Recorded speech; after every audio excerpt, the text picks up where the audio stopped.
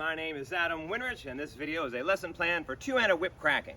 So the goal of this video isn't necessarily to give you detailed instructions on how to do specific tricks. What I'm going to do is demonstrate several tricks in different categories of skill level, and hopefully you can use this as sort of a model for your training on when you're trying to learn the most difficult of tricks. So if you're like a beginner whip cracker who's seen very impressive tricks online and you're like, how do I get from here to there? This video is for you. Or if you're an intermediate whip cracker who's kind of stuck in the middle and you're having trouble progressing, I'd say also pay attention to this video to see how skills are sort of built in levels one on top of the other. So you should think of skill building with a lot of stuff, whips included, as like building a pyramid. You want to start out with a foundation, a lot of knowledge and ability with very basic tricks. Then once you've done that, then you stack on level upon level of harder and harder tricks so you get to the tippy top, the top of the pyramid where you're doing the hardest tricks. You should know that you can't build a pyramid upside down. So no one's starting out with the four corners down here. You're building a whole big pyramid underneath it to be able to support those hardest tricks.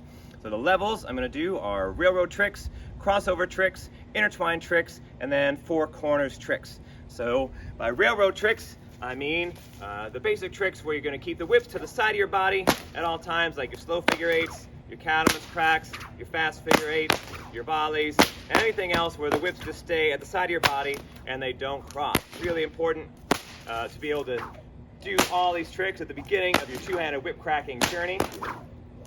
And when you're working on these tricks, if you're trying to think, oh, am I ready to move to the next skill level, think of the 3 C's. Can I do it comfortably, consistently, and confidently? So now I'm going to show you 3 tricks that fit into this category of railroad tricks. The first one I call the Nordic Track, because it's like you're on a Nordic track. If they still make those anymore.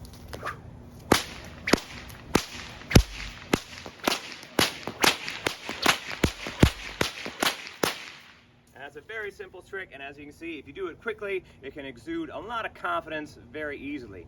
And the next trick is called Mind Bender, where you're going to do slow figure eight in one hand, fast figure eight in the other, and then they alternate.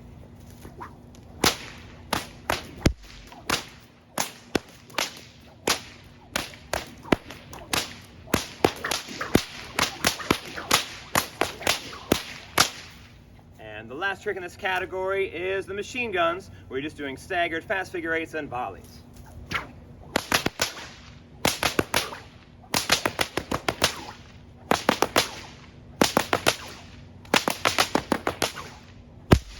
So that's my 3 tricks for the railroad category, and your homework at home can be, what's another trick that would fit into the railroad category of tricks? Now moving on to the next level, I'm going to do crossover tricks. The most classic crossover trick is, of course, the Queensland crossover.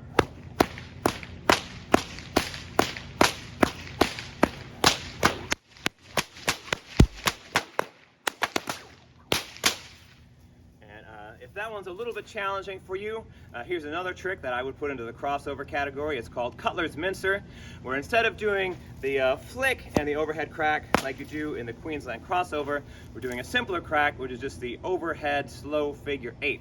So Cutler's Mincer looks like this. And if you want more challenge, stagger it. The whip on the bottom cracks first, then add fast figure eight.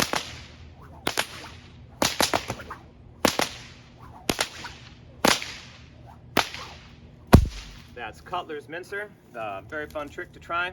And lastly, here's one that's kind of a bridge from the railroad category up to the crossover category. It's one by Mike Murphy, and he calls it the Mad Coachman.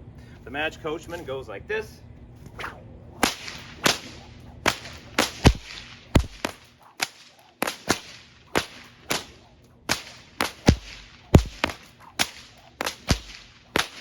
So you can kind of see a lot of the cracks happen at the side of the body, and then occasionally the whips cross over, which kind of helps that trick bridge both categories. So the cracks you do are cattleman's crack, flick, let's see, Coachman's crack, yep, Coachman's crack, and then throw the whip back, crack, then a flick in front, boom, boom, you can do a fast figure eight, Victorian cutback, and then a flick. So again, cattleman's, flick, Coachman's, back crack, flick, fast figure eight, Victorian cutback, flick, then you're back at the beginning. So those are 3 crossover tricks. Now moving on to the intertwining tricks. The most classic intertwining trick is the intertwine. That's what it's named after. So one whip just does the volley in front, and then you're going to do fast figure eights. Sorry, cattleman's cracks, fast figure eights, volleys, and then back down, fast figure eights, cattleman's cracks. It's also good to try to learn that in both hands, with your left hand cracking in front. So that's the intertwine. And then another intertwining trick is the Tasmanian Crossover, created by Chris Beck, where instead of doing the volley in front, now you're doing the Queensland Crossover crack overhead, but doing sort of the same intertwining cracks with the other hand.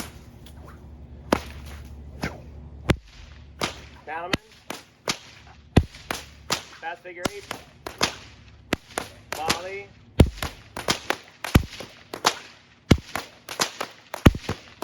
and back down.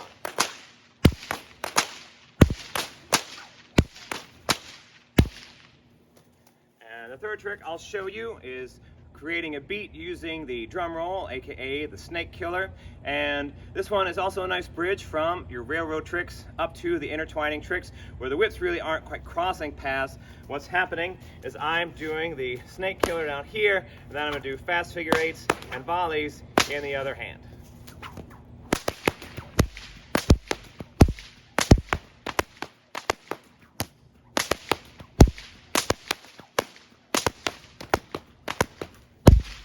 Those are my intertwining tricks.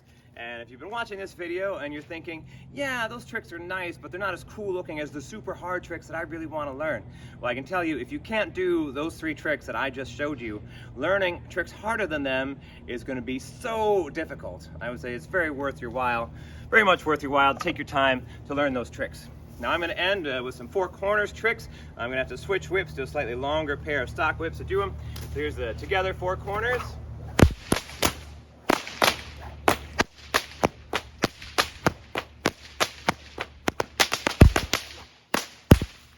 Another good 4 corners trick that I learned early on is called Paul's Magic, where one hand does the fast figure eight the whole time, and your right hand does 4 corners, doing 4 cracks most of the time, and then occasionally skipping out on one of the cracks in front to create a syncopation.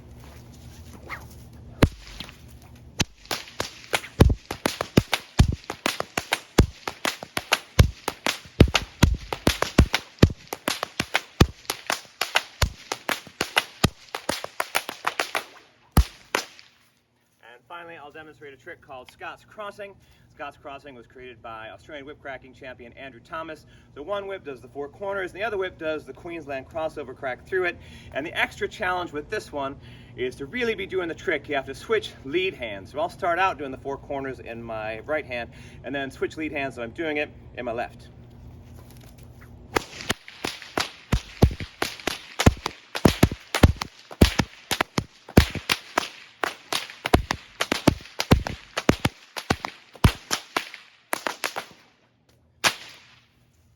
There's my 4 levels to give you guys an idea of how to build your pyramid of two-handed whip cracking mastery. Again, don't try to build your pyramid from the bottom.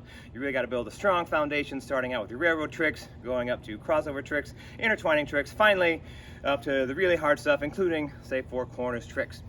And so that's about the end of my video. I'd like to give a big shout out to my Patreon supporters, especially my 2 new supporters, Patrick Salentine and Stephen Connell. Thanks so much. If you'd like to be as cool as those guys and help support whip content like this, you can also subscribe to my Patreon channel, just like $1 a month even. It'd be a great contribution to my channel to support all the whip cracking stuff I'm trying to put out there. And also, we do have a whip cracking competition coming up.